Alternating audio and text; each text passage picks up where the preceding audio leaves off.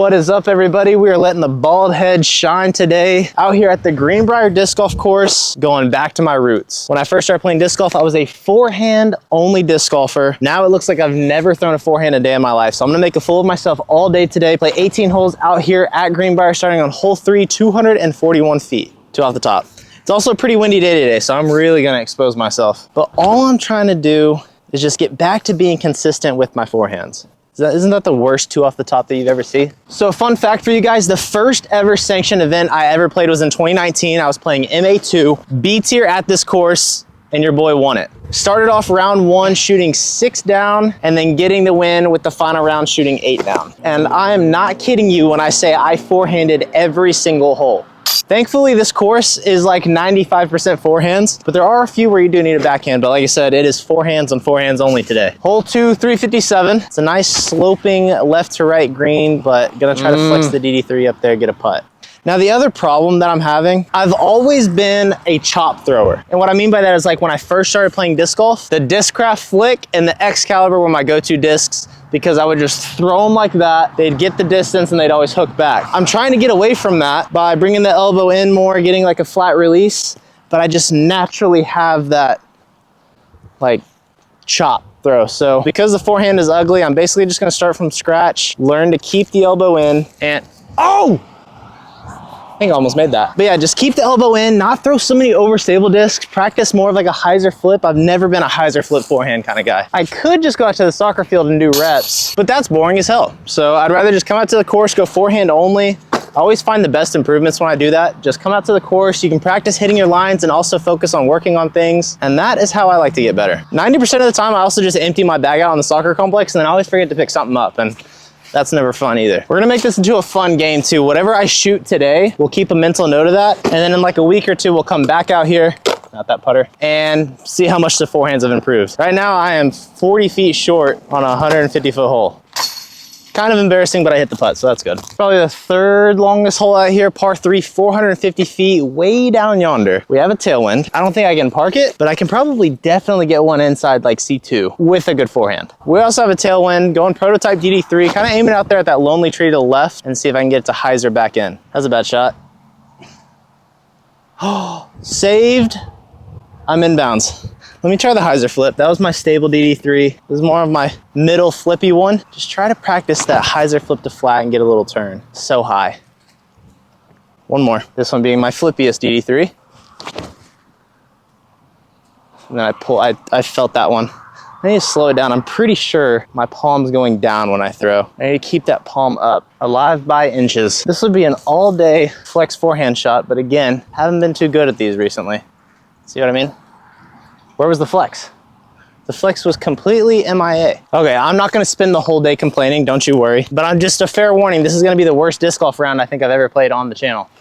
So we're just gonna have to admire all the horrible shots and just enjoy the video for the video, you know? Guys, look what I just found. I told you I've recorded every single U-disc round that I've ever had, and then I found my scores from the tournament. So here's the round 1, 6 down. Unfortunately, I didn't do stats until 2020, but it's still cool that I have the round.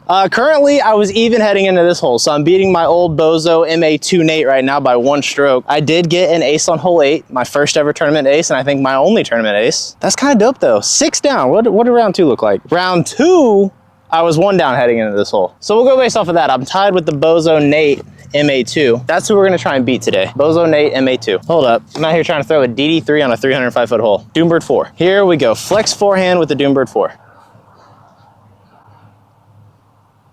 That was not a bad shot. What's crazy though is I vividly remember MA2 Nate. Dude, this is an easy straight shot, but I just didn't have it. I could not, I was so terrified of this left tree and that right tree. But now I could empty the bag on this hole and guarantee not to hit those trees. Maybe not guarantee. Completely forgot how swampy this course gets. But we're in the circle, we got a 25-footer for a chance to take a stroke on MA2 Nate. We're gonna turn this into a little battle. Me versus my old self. Aha, take that, loser. Well, there we go. I told you we'd have some good forehands out here. Consistently, that's a different question. Hole 6, par 3, 233 feet. I remember they had this as an island in the tournament. I think it was just circle 1, and I'm pretty sure I went forehand with the A2. So following in my footsteps, there is that tree left that I do have to miss though. Yikes, I probably would have missed the island, but no island today. Okay, I am inside the circle, but barely. It's like a 30-footer uphill into a headwind. More like a right to left wind. I think that just tied us back up. Crap! Okay. I was talking to my friend the other day about how I see lines differently now that I've progressed in disc golf, because the old Nate sees a forehand line and forehand line only, but now when I walk up, I'd feel much comfortable playing like the backhand turnover shot with the A2, which is so crazy because I never thought I'd be a backhand dominant player, and it's literally turned into that. And I think that can kind of happen to anybody, because I have found out that like what's probably going to end up happening is I'm going to spend so much time fixing my forehand that then my backhands are going to start sucking. And I think that's just kind of like the problem, is like figuring out that perfect balance. That just comes with practice and discipline. Hole 7, 225, forehand with the A2. That was really high. We got lucky, we're in the circle. Just kidding, we're in circle 2. Oh my gosh, ew. I should not have worn these shoes. I mean, just outside circle, it was probably 35 maybe. This better go in the basket, I'm gonna have a wet putter. Let's go. Let's go. I don't remember off the top of my head whether or not I got this hole, but the scores are at the bottom. So this is the hole that I got an ace on during round 1 of my tournament, 330 feet. Your boy smashed his Excalibur on a flex line straight into the basket. I was so happy. That's literally why I won the tournament, because I remember thinking right after that moment, I don't care what happens, your boy's walking away with cash. So I remember just playing the rest of the day like just happy as could be. Ended up winning by 2 strokes. Instead of an Excalibur, we're gonna go DD3. It is 330, but we do have a headwind. Instead of a flex line, we're just gonna go on some hyzer and just try to spike it down by the basket. Nate, Nate, Nate. Nate, Nate, Nate. Thankfully, I fought through that tree and got to a circle 2, so it could have been worse. Gotta look at the bright side of things, you know? This one's a deeper circle 2, though, probably 45-ish feet. Woo! That was a good bid.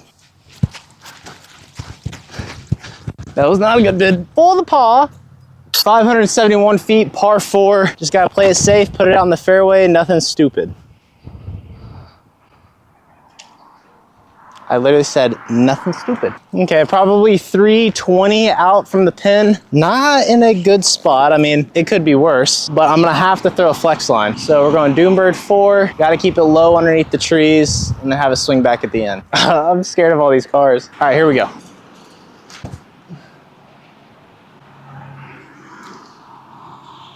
That is so short. Oh! Yep.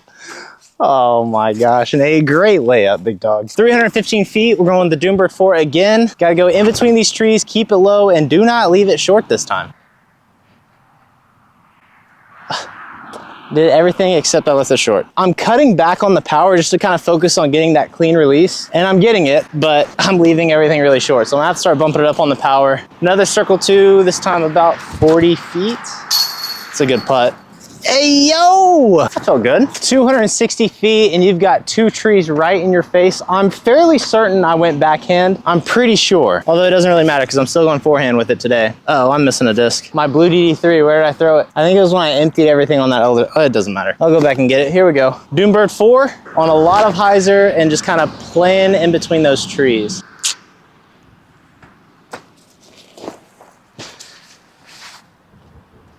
Good shot, Nate. Well, look at the bright side. We get to practice on our approaches with the A2. I really need these back because I depend pretty heavily on my forehand approaches. Nate, ew, that's so ugly. Dude, I have a 900 rated forehand right now. This is freaking crazy. So the basket is at the base of those trees, 220 feet, hole 12, A2 again. It is downhill, so I'm gonna kind of play it out here towards this left tree and then get it to skip down that hill towards the basket. That was not out towards the left tree. And it's probably in circle 2. I'm gonna hate editing this video and watching myself throw such horrible shots. I'm done complaining. I said I wasn't gonna complain, I'm done complaining. One step out. So we get a jump putt. Oh! No, there's no shot we're bogeying this, right? There's no way! They freaking broke dance on top of the basket.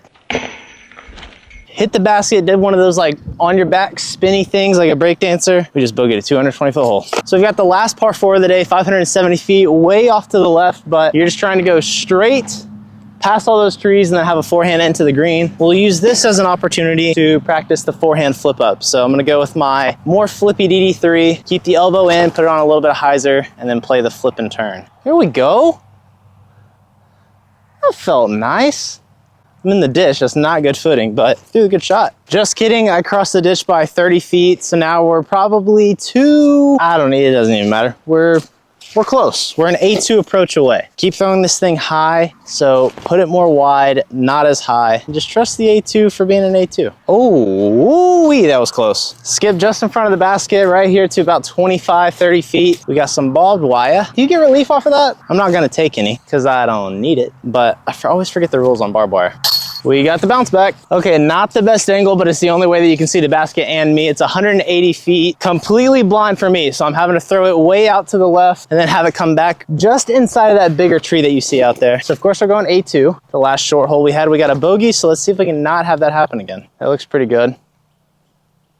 That's how I drew it up. Is that close? I think that should be parked. Just a little giggle shot for the one time. Was that close? I mean, the Envy's just past the basket, so I'd assume it went just low right in front of it, but A2's parked though. It just off to the right of that big tree, 290 feet, going with the FD4, FD3, what the heck am I talking about? Doombird 4, that's why I said 4. But I'm just gonna hit this left outside of the tree, flat and hard, and then rely on that overstable finish at the end. That's my line. Good tree. I threw the shot how I wanted it to. As far as coming out flat and then finishing, I just missed my line, pulled it inside. To kind of touch back at what I was saying earlier about field work, that shot that I just threw, I'd have loved that out in the field. Just flat, no turn, didn't roll over my wrist, but that doesn't really help you when you come out to the course because you need to hit your lines, which is why I like doing my field work out on the course, because you can throw the correct shot out on the field all day, but if you can't really apply it to the course, then it doesn't really do you any good. How many times did I say field on that rant? This is actually a lot closer than I thought it was gonna be. There we go, I think we got a little turkey going, and there's no way we don't get this next hole. 150 feet just behind those little trees. When I got the ace in the tournament, I got it round 1. Nobody else had hit an ace, but then 2 holes left. Somebody got this one. I had to share my money. I feel like it should be whoever had the farthest ace gets all the cash, but it doesn't matter. 150 feet, A2, crap, I'll stand right here. A2, flex forehand. Okay. Park for the birdie. I wanted to ace it though. Never mind, we're taking the first one. Parker Rooney, 340 feet, hole 17. What do you know? We're throwing the Doombird 4 again. Kind of a right to left wind. Gonna put some power on this thing, put it on some hyzer, and not leave it short. It's a lot lower than I wanted to, but we'll get some skip. Up into circle's edge. I'm not turning them over though, so that's good. Obviously, I'm not gonna fix my problem in one day, but just reps, just getting familiar with it again. I know how to forehand. It's just getting those reps. But I think after like 3 or 4 more of these types of rounds, I'll be back. A little 15-footer for the birdie. That was high. I thought I was about to choke it. Oh, I cannot lose to my old self. Oh no, this is not gonna be good. 240 feet, there's not a forehand line with all the trees, and there's a parking lot right full of cars. Crap. Well, I think this is the ultimate practice shot. I'm gonna go MD1. This will really expose me. Put it on some hyzer, play the flip up, and now we'll really see if I roll over my wrist. Hey, yo! It only took 1 round.